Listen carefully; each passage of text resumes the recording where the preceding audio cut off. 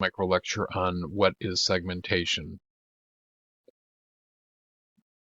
So if we looked at our marketing framework, which we started the class with, it's the middle box of the process. So we were talking about the 5 C's with some of the things that went into the overall view of marketing in the firm. And this is a very, very important part of our whole marketing management framework, and that is doing proper segmentation, targeting our markets correctly, and then positioning our offer to those markets. So again, this is a very critical stage of the whole thing. So I want you to, before we do this, I want you to think about you. I want you to think about who you are. I guess there's a lot of ways to answer that question. But what are some of the identifiable characteristics you have? For example, what's your age, your ethnicity, your gender, location, education, income? What do you like to do in your spare time? Those are things that can identify you. Those are characteristics you have that can identify you. Do you think others can identify those characteristics about you? And how and where would they get that information from? Truth is there's a lot of information out there, and so it's not surprising to know that a lot of that stuff is out there available about you. Okay. So segmentation is the idea of breaking a large market into more homogeneous consumer groups. In other words, the groups themselves have things in common, and that's what creates the segments. Okay. So a single product price promotion is unlikely to satisfy all consumers' needs. So you really have to think about how you would actually, uh, what that product or promotion is likely going to appeal to. So the example given, Miley Cyrus appeals to tweens, Wilford Brimley appeals to seniors. So, not surprising that's the way you would look at it.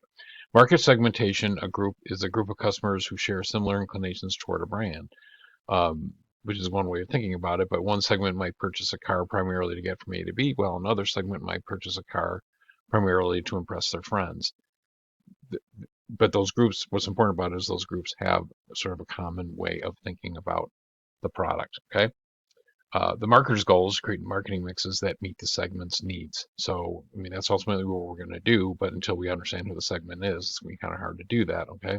There's a lot of ways to look at this, but you can think about your product as, the segmentation of the marketplace with your product. You can think about it going from an extreme of one-to-one marketing, which you take your product and sell to each individual person out there, or you can talk about trying to sell to everybody, and that generally not just low customer satisfaction, it also is almost impossible to do from a financial standpoint.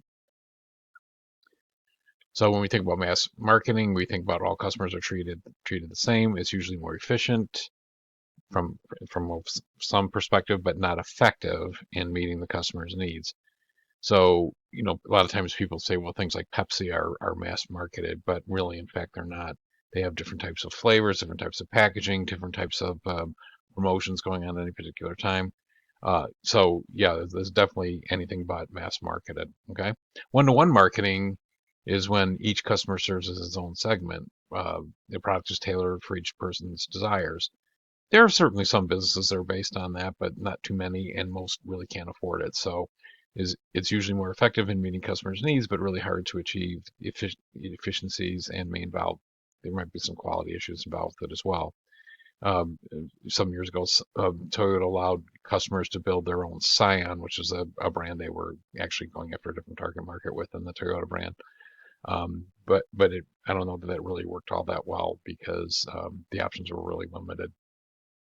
Segmentation falls between one-to-one marketing and mass marketing. So we think about it as segment sizes increase, segments become more heterogeneous, and that's that's what we're actually trying to achieve. So as the segment size decreases, the segments become less profitable just because they're just get too small. Okay, so marketers need the optimal segment size. There's a lot of things that go into considering that. Niche marketing is targeting a small market that the firm serves well, but you have to be super careful about doing this. I'm just going to take a broader brush of this, and I'm going to say this is one of my other maxims. Extremes of market definition don't work. I'm going to just briefly tell you that several years ago I was involved on in a business incubator program, and I dealt with a lot of technology people who would come in and say, "Oh, I got this great idea for new technology I want to bring to the marketplace. I know it's going to work. I know it's doable." And I would always ask, "It's like, well, who do you think wants it?" And they actually hadn't thought that much about it, and I'd say like, "Well, this is pretty important." He goes, "Well, really, everyone would want it, or anyone would want it. You're in a lot of trouble. You're going to spend all your marketing capital on very inefficient advertising if that's the way you're going about it. Somebody's going to want it more than somebody else. I mean, and that's just the way you have to think about it. If you make it too small, your business is locked. You can't go anywhere. You can't grow. So you have to avoid the extremes here. Okay, and that's really the key thing with that. So there's lots of methods or lots of bases that to segment on. One of them is the more popular ones is demographics. Marketers may change their marketing mix based on the gender, age, stage in life cycle, education, income, ethnicity. There's a lot of different things that go into demographics. They're very measurable and are typically pretty discrete values that you put on demographic information, although it might become in range. In fact, frequently comes in ranges. So, and then demographic variables are clear and yet usually are easy to recognize. However, they may not determine interest. They really just kind of define people. But again, as you're trying to create homogeneous groups that you can market to, demographics is a good way to go about it. You just don't want to read too much into demographics. That's the main thing. Uh, uh, so, for example, do all older people dislike new technology, or do only men like to hunt? you know, all those kinds of definitions we have to be a little bit careful of because it's not all in. It's not absolutely defined. The interests are not absolutely defined because of the demographics of the people as we have it identified. Um, there's certainly geographic distinctions between customers, and that can change their preferences and needs. Not surprisingly, there's cultural differences that can exist from countries or within a country. Uh, the example given here is Southern USA prefers spicier food. I think that might be true. I'm not 100% sure. Urban living is different than living in a small town. I think that's true. New York City residents want smaller dishwashers, as an example. Um, Hot climates require different products than cold climates. You're not going to sell too many snow blowers in southern Florida, but you probably sell a whole lot of them up to in Minnesota. Okay, so if we can combine together geographic and demographic information, we can sometimes come up with some powerful definitions of market segments. And here's some examples given. But as you can see, and these are not that hard to fathom in terms of how you would actually be able to define them. The other way we can segment is on psychological, or typically these are called psychographics. That's the word commonly used in marketing. So we get inside the heads and hearts of our customers by doing that. We look at attitudes. Do they have a favorable attitude toward green or sustainable products, for example? What do they or don't they know about the particular issues around the product? What are their wants and needs? Need for safety. I think we're going to find with our class example, there's a need for healthier types of products. That's part of who our product might appeal to. So you might find that in your research. Affiliations, they may be members of the American Marketing Association or the American Medical Association, whatever that is, but those affiliations are part of it. What are their traits? Are they extroverts who want to socialize? Or are they introverts who don't want to socialize? So, those things come into play as well. Expertise and involvement. So, you know, for example, and this is a really important one, just their activities that they enjoy doing. It's just, I've worked in a lot of industries that are what I call passion industries, and the people who are involved in them and spend money on them and spend time on them are really into what they're doing. So motorcycle people are a real perfect example of that. Most people who are really into motorcycling, it defines them in so many ways. Brand attitude sought, low price, different types of things like that. Risk orientation, risk adverse, late technology adopters, for example. That those are people who don't need the latest technology. They need a functional technology, and that says something about who they are.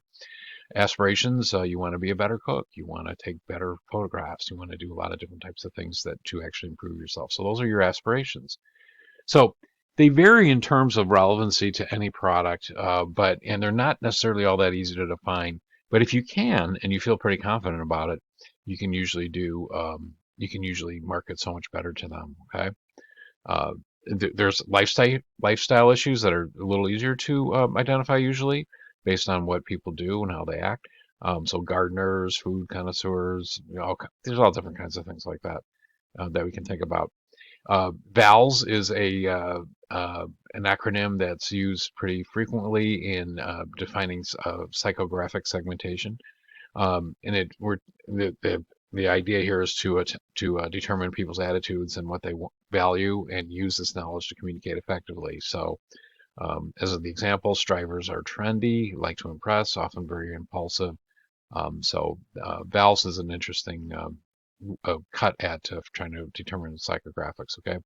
There's behavioral segmentation as well. This gets a little bit harder to do, but with big data, it's easier to do, and that's what goes into a lot of the big data definitions of mining of big data and analyzing it is a lot to trying to figure out behavioral types of things. So intentions don't always equal behaviors. Attitudes can't be observed, behaviors can. These are all important things to look at, but behaviors help predict the future behavior. So if you've done something before, you're likely to do it again. Um, in something that's used very frequently is looking at people who are current users versus non-users. Non-users may use competitors or don't buy, but your current users are your most profitable customers, and this is the Pareto rule. 80% of your sales come from 20% of your customers is kind of an interesting rule, and it actually holds water. It actually applies. So, and one of the things to take away, and this is probably not even true anymore, this is probably more, it costs 6 times more to acquire a new customer compared to retaining a loyal customer. So obviously you want to do everything you can to maintain those. Um, so we think about segmenting consumers and segmenting businesses in when we compare B2B and B2C segmentation. Some similarities, but there's also differences. And but everything you can do to actually segment and understand your marketplace better is really time and effort well spent. And it's no surprise that companies spend an awful lot of time and attention on doing this activity because it's so important to the business. So we're going to talk about how to segment markets next. And again, if you have any questions, please let me know. Uh, and take a look through some of the take a look through this material and see how it applies to our milestone that's coming up.